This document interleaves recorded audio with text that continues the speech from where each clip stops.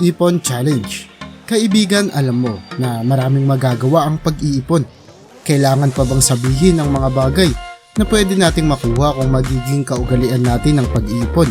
Ilang beses na napatunayan sa atin na sa tuwing tayo ay nagigipit, mas maganda rin na may pera tayong madudukot.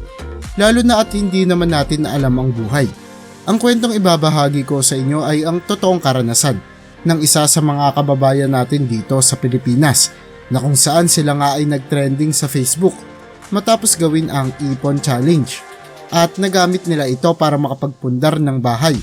Ito ay sa kabila ng trabaho ng kanyang mister na hindi naman dapat maliitin dahil ang kanyang mister ay isang magiting na construction worker. Ano kaya ang pinagdaanan nila at mga teknik na ginawa para tagumpay na magawa ang kanilang planong makapag-ipon sa kabila ng hirap ng buhay dito sa Pilipinas? Yan ang sabay-sabay nating aalamin dito lang sa channel na mag-e-enjoy ka na, may matututunan ka pa. Laganap ang kahirapan dito sa Pilipinas. Hindi naman yan lingid sa ating kaalaman. Marami tayong kinakaharap na problema. Baka nga pati ikaw ay nangungunsume dahil sa mababa mong sweldo sa trabaho. Sino nga ba naman ang hindi magrereklamo kung sa ilang oras mong pagtatrabaho ay tila kulang pa rin ito para mabuhay ang iyong buong pamilya? Kaya nga marami sa ating mga kababayan ang pinipiling makipagsapalaran sa ibang mga bansa para doon ay maging katulong ng mga banyaga. Kapalit ng kanilang lungkot at lumbay na nararamdaman sa ibang bansa ay ang malaking perang naghihintay sa kanilang pamilya. Pero kaibigan, naniniwala ako na sa isang pamilya, kung magkaroon ka ng mabuti at madiskarteng asawa, ay hindi mo kailangang umalis ng bansa para mabuhay ang iyong pamilya. Katulad ng kwento ng may bahay ni Alpi. Si Alpi ay isang construction worker at hindi naman lingid sa ating kaalaman na ang ganitong trabaho sa Pilipinas ay tila ba kumakapit na lang ang sahod sa minimum at kung minsan ay kulang pa nga. Kaya maraming magsasabi na hindi nila kakayanin ang buhay kung patuloy lang na ganito ang trabaho ni Alpi. Pero si Alpi at kanyang asawa na si Kember ay hindi nakinig sa mga tsismosa nilang kapitbahay dahil sa kabila ng trabaho ng kanyang mister ay naging madiskarte si Mrs. At silang mag-asawa ay napagdesisyon ng mag-ipon challenge tulad ng napanood nila sa telebisyon. Ito ay udyok na ang mayroon din silang pinapatayong bahay.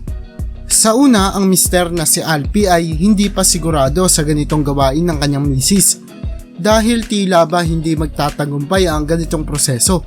Ito ang laging iniisip ng mga Pinoy, kaya marami sa atin ang kumakapit sa patalim o kaya nangungutang sa mga Bombay. Pero dahil madiskarte nga si Mrs. ay pinagpatuloy nila ang kanilang plano.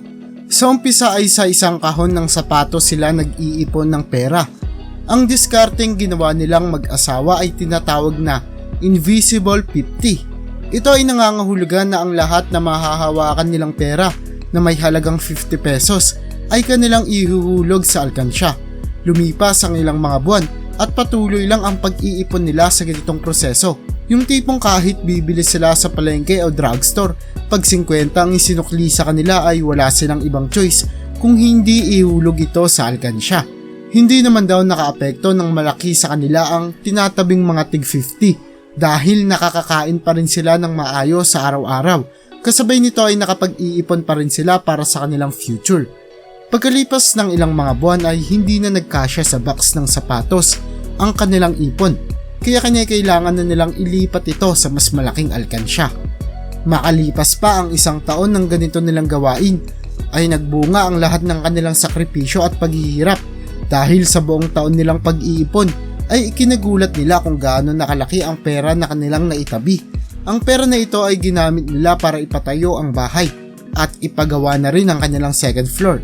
Ayon pa sa misis ni Kember ay nakapag-ipon nga sila ng ilang daang mga libo at sa buong buhay niya ay ngayon lamang daw siya nakahawak ng ganitong kalaking pera.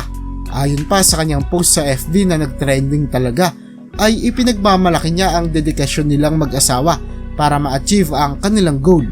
At doon niya na rin napagtanto na kung gusto mong gawin ang isang bagay at totoong desidido ka na makamit ang mga minimithi mo sa buhay, ay walang anumang problema ang pwedeng makapigil sa iyo. Nawa ay magsilbi sanang aral ang kwento ng mag-asawang ito na kahit ano pang maranasan at hirap na ating masalamuha sa buhay na ito, ay hindi tayo dapat magpatalo sa mga pagsubok. Tamang diskarte at pagsusumikap lang ang ating kailangan para sa mga bagay na gusto nating makuha. Hanggang dito na lang ang aking bahagi at hanggang sa muli mga kasaliksik, maraming salamat sa panonood. See you in my next video.